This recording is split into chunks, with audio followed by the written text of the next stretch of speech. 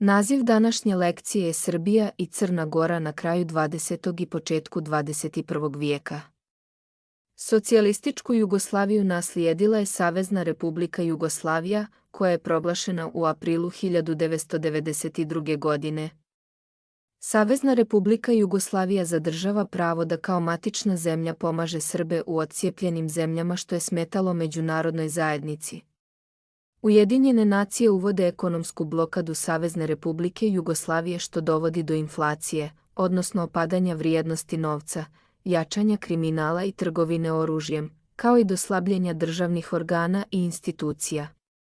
Vojska Savezne Republike Jugoslavije intervenisala je na Kosovu i Metohiji, gdje je izbila pobuna Albanaca. Zapad je zahtijevao hitno povlačenje jugoslovenske vojske. Srbi su ovo odbili, nakon čega je uslijedila NATO agresija. U periodu od marta do juna 1999. godine stradalo je oko 2.500 Srba. Posljedice bombardovanja Srbije bile su katastrofalne.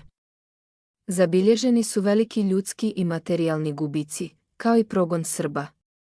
Uslijed radijacije stanovništvo je oboljelo od zloćudnih bolesti. Neprevaziđena tragedija dogodila se kada je, uslijed NATO bombardovanja, život izgubila trogodišnja Milica Rakić. Nakon gubitka stvarne vlasti nad Kosovom i Metohijom, 2000. godine opozicija je izvela petooktobarsku revoluciju, nakon čega je Slobodan Milošević zbačen sa vlasti. Više od 100.000 ljudi iz cele Srbije tog 5. oktobra 2000. godine pohrlilo je u Beograd u želji da ne dozvole krađu na septembarskim izborima predsjednika Savezne Republike Jugoslavije, na kojima je kandidat demokratske opozicije Srbije Vojislav Koštunica pobedio u prvom krugu sa 50,24% glasova. Slobodan Milošević, pod čijom su decenijskom vladavinom građani Srbije pretrpeli ratove, sankcije i bombardovanje, osvojio je 37,15%.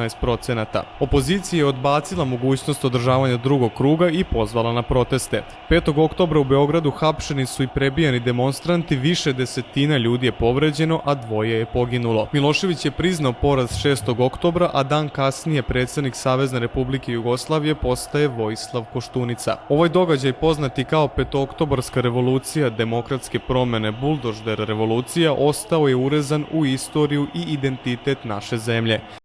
Novu vlast formirali su Vojislav Koštunica i Zoran Đinđić. Oni su normalizovali odnose sa Zapadom. Godine 2003. nastaje državna zajednica Srbija i Crna Gora, da bi se 3 godine kasnije Crna Gora u potpunosti osamostalila. Najuticajniji crnogorski političar jeste Milo Đukanović. Godine 2008. došlo je do osamostaljenja južne srpske pokrajine Kosova i Metohije, što Srbija kategorički odbacuje. Uz pomoć Rusije Srbija spriječava prijem Kosova u Ujedinjene nacije. Spoljnu politiku Srbije odlikuju dobri odnosi sa komšijama, oslonac na Rusiju i Kinu, kao i pregovori za pristupanje Evropskoj uniji.